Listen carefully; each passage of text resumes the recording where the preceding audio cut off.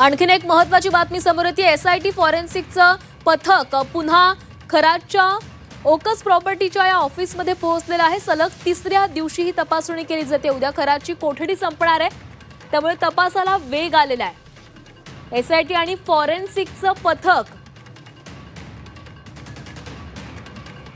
ओकस प्रॉपर्टी या त्याच्या ऑफिस जवळ कार्यालयाच्या ठिकाणी पोहोचलेला आहे आणि पुन्हा आज तिसऱ्या दिवशी सलग तपासणी केली जाते। उद्या खराची कोठडी संपणार आहे आणि त्याआधीच तपासाला वेग आलेला आहे।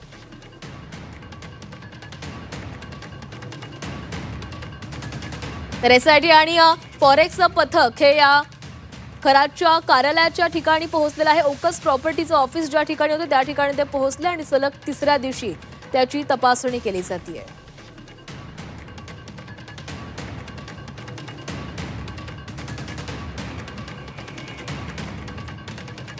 तर सलग तिसऱ्या दिवशी तपासणी केली जाते। एसआयटी आणि फॉरेक्सचं पथक पुन्हा खराच्या कार्यालयामध्ये पोहोचलेलं आहे। सलग तिसऱ्या दिवशी ओकस प्रॉपर्टीची तपासणी केली जाते। उद्या खराची कोठडी संपणार आहे, त्याला कोर्टामध्ये हजर केले जाणार आहे। त्याआधी तपास यंत्रणांकडून अनेक पुरावे गोळा करण्याचं काम सुरू आहे, त्यामुळे तपासाला वेग आल्याचं दिसतोय। खराच्या कार्यालयाचा एसआयटीकडून पंचनामा केला जातोय आणि या संदर्भामध्ये अधिक बोलणार आहोत। आमचे प्रतिनिधी सागर गायकवाड आपल्यासोबत आहेत। सागर, सलग तिसऱ्या दिवशी खराच्या ओकस प्रॉपर्टी यातल्या कार्यालयाची तपासणी केली जाते। उद्या त्याची कोठडी संपते, मात्र त्याआधी तपास यंत्रणांकडून अधिकाधिक पुरावे गोळा करण्याचं काम सुरू दिसतंय।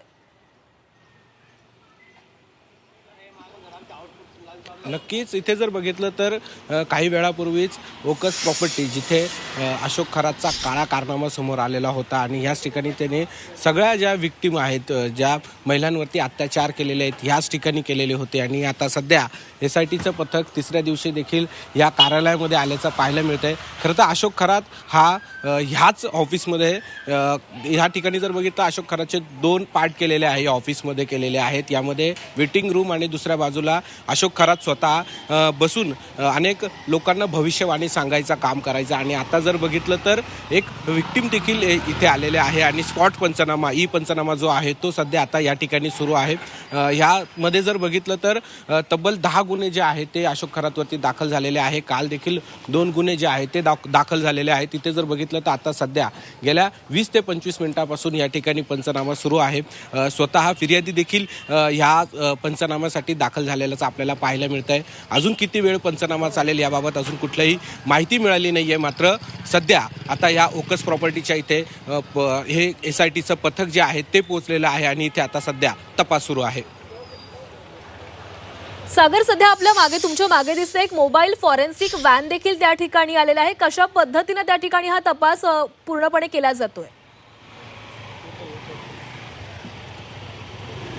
खरं तर इथं बघितलं तर काल आणि परवा देखील म्हणजे 2 दिवस झाले होते, त्यावेळेस देखील हे फॉरेन्सिकची टीम जी आहे ती वेगवेगळ्या फिर्यादींना घेऊन इथे स्पॉट पंचनामा जो आहे तो करण्यासाठी आलेले होते।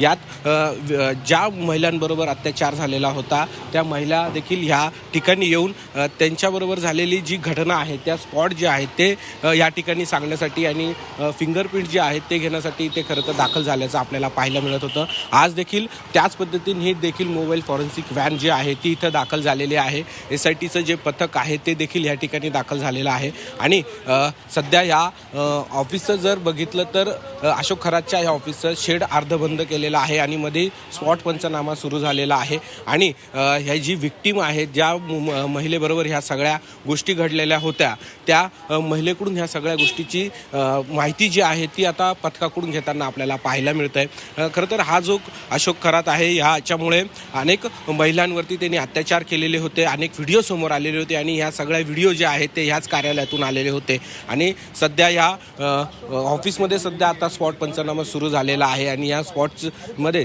एसआयटीचं जे पथक आहे ते देखील दाखल झालेलं आहे। त्याचबरोबर फॉरेन्सिक व्हॅन देखील म्हणजे फॉरेन्सिक टीम जी आहे ती देखील दाखल झालेली आहे। सध्या आता पंचनामा सुरू आहे।